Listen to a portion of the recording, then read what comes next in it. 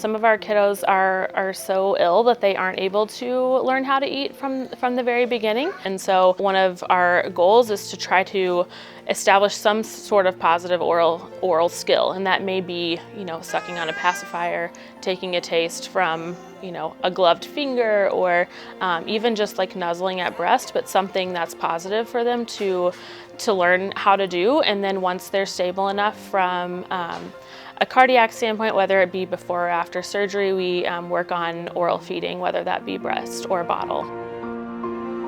We use hunger as the biggest tool in our tool belt.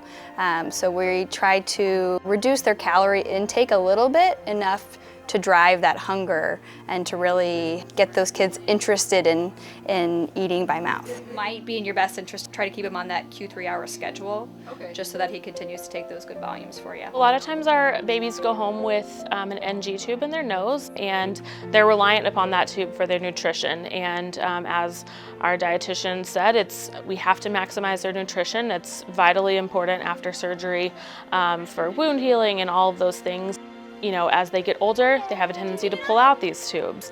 And so every time parents are trained to replace them and they have to replace them, that's just a negative experience for these kiddos. And so it can result in more oral aversion. The more they pull out these tubes and the more they're having to put them back in. We've found that no baby is the same in their course and their kind of trajectory. So I think one of the things that we really focus on is trying to find what the goals of the parents are, and then working beyond that to get rid of the feeding tube, because at the end of the day, that is the ultimate goal.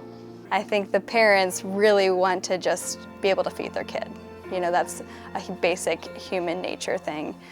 So I think that as much as we can provide that for them, that's why we're doing this.